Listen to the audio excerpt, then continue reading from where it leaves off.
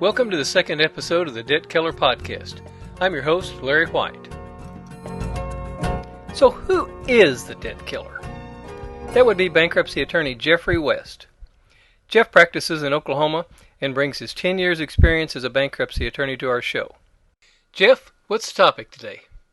In this segment, we are going to discuss the process we go through to discuss what type of bankruptcy we're going to file and whether or not that's something that you want to do. The first thing that we're required to do under the new bankruptcy code is to provide you disclosures. And any attorney that you speak with about, and actually any preparer of any bankruptcy information, should provide you with these disclosures. If not, then they're not following what the law is intended to say. Basically, disclosures require us to give you a written contract and specify exactly who will do what on your file, if it's a legal assistant or a paralegal or myself, and what the cost will be for the whole process. It also gives you information about Chapter 7s and about Chapter 13s, many of which are basic answers, like if you have a car and you're in a Chapter 17, can I keep my car? Yes, you can. That's called reaffirming the debt, and we'll discuss that a little bit later as we speak. And in a Chapter 13, what does that mean? Well, that means you're going to pay back some of your creditors over some time. How much time? Well, in the Western District of Oklahoma, it's a minimum of 3 years, a maximum of 5 years. And then these disclosures will also talk to you about whether or not you want to choose a 7 or 13. Because remember, when you come in to speak to any bankruptcy attorney, the attorney shouldn't be telling you what you're going to do. You should be providing them the information, and he or she should be providing you different avenues to handle the situation, and you make the choice. Once we make the choice, we make the determination, we as the bankruptcy attorney, how that process is going to go, and we'll obviously require your input to get it completed. Now, there are a few cases that end up in what we call litigation. Bankruptcy litigation generally involves debts which are considered non-dischargeable, and that's a big word. We'll talk about that in a minute. But if debt becomes non-dischargeable, is determined to be non-dischargeable, then it survives bankruptcy. The primary cases on that are the simplest cases are if you have a credit card and you use it within 90 days of filing bankruptcy, and you go out and buy a big screen TV for $2,000, and then you file bankruptcy within 90 days, the credit card company could come back in and file what's called an adversary in your bankruptcy case and start a civil, I call it a civil mini lawsuit inside the bankruptcy. And they can have the court determine that $1,500 or $2,000 of what you purchased within 90 days is non-dischargeable, even though you have a balance of $5,000 on the credit card. And what that means is that once your bankruptcy is finished and you're discharged, you will still be responsible for paying that $2,000. This is designed to prevent what Congress perceived as people running out, purchasing all of these big ticket items, and then turning around and filing bankruptcy the next day. In reality, I've never, ever in 10 years seen someone do that. Everyone, 95% or more of the cases I deal with, are people that have had some situation change in their lifetime. Generally speaking, they have a family member that moves back in, like a mother or father, and they have to take care of the mother or father, and they're already on the edge with their finances, because let's just take the example of a mother and father and 2 children. And then grandmother gets sick, she's on Social Security, she has to move back in with the family. Her Social Security barely covers her medicine that she needs each month. So now this family of 4 who is going paycheck to paycheck now has to feed someone else, clothe them, take care of them, and any other medical necessities or any other things that she needs. And of course, everyone's going to take in their mother or their father to do that. Then we say, oh, well, the wife gets laid off from her job and no longer can work. So her income's cut down to nothing but unemployment. Well, obviously, living paycheck to paycheck, cutting a mouth, we got a problem again. Then the car engine overheats, and we've got an $800 car bill. We don't have any room left on our credit cards. We're making minimum payments. We don't have any cash saved up. We don't have any way to pay for this car repair. Now we got another problem because husband's got to figure out a way to get to work without a car. So you can see how these things can start, they can compound, they're never intended to be that way. It just sort of works itself out. As the famous saying goes, Murphy always shows up at your door when you least expect it.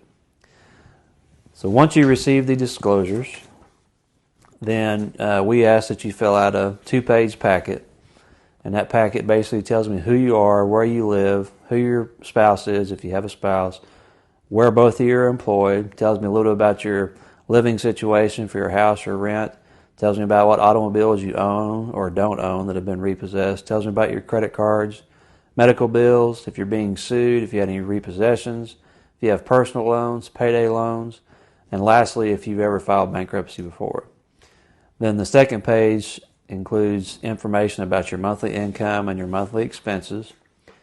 And then the third page is what I call a bankruptcy consultation agreement.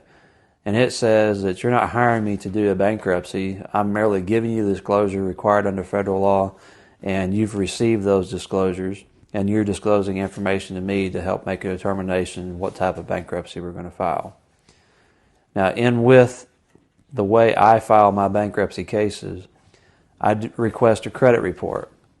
My credit reports that I request are important to your case because they provide me with the bankruptcy information I need to report things correctly. For instance, Capital One has 10 different addresses for 10 different types of credit cards depending on where you live, what part of the country you're in, what type of card it is, if it's an auto loan, just hundreds of variations.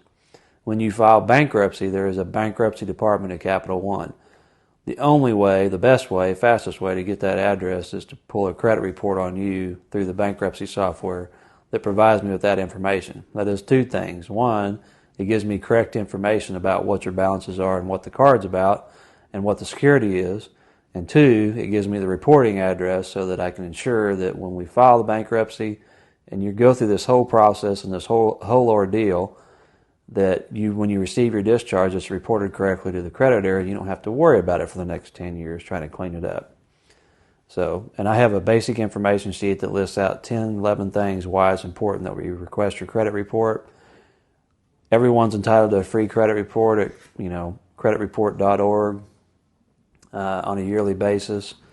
And a lot of people bring those in and I look over them because they are beneficial to look at different debts that are out there. But generally speaking, this bankruptcy one is the best one to use if you're going to file bankruptcy. The cost is very reasonable for an individual. We get 3 credit bureaus for $10 a piece for $30 total.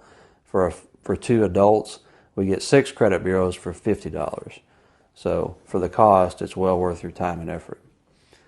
The last thing is that we request you bring in information so as we can attempt to make a determination about bankruptcy. That information includes 6 months of your pay stubs. Now, that's very important because we have to go back and look 6 months from the time that we file your petition to see what your income is to make a determination if you file a Chapter 7 or 13.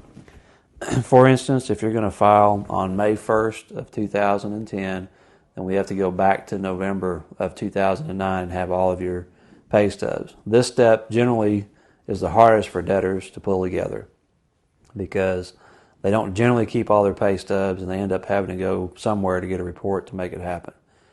But it is attainable and everyone seems to accomplish it eventually. The important thing about that too to remember is that if we don't file it in May, then the 6 months moves. Remember, every first of the month, the 6-month window moves. So if it moves to June 1st, then we have to go back to December. So we need to constantly be updating your pay stubs. The other thing we need are 2 years of your tax returns. A lot of questions come up about I haven't filed my taxes, I filed an extension, I don't have this year, I don't have that year. Well, that's fine. We can request tax transcripts from the IRS, they're free. Or if you haven't filed and you filed an extension, then you're fine for that last year. But if you haven't filed an extension, you haven't filed your taxes, you will be required under the bankruptcy law to have filed tax returns when you file your bankruptcy. It makes your whole process so much easier and helps us determine what you need. Lastly, we need a 30-day bank statement, which includes all of your bank accounts for the last 30 days. Once you bring all that information in, we'll go over and look at your situation and make a determination whether or not bankruptcy is for you, what type of bankruptcy, and then we'll explain the process to you. Now, in our next episode, we're going to discuss how we start the process and what we actually do, and I'm going to walk you through the process of a bankruptcy. So stay tuned. Thanks, Jeff. That's good information. If you would like to talk to Jeff personally, he can be reached at area code 405-616-4949 or at debtkillerok.com.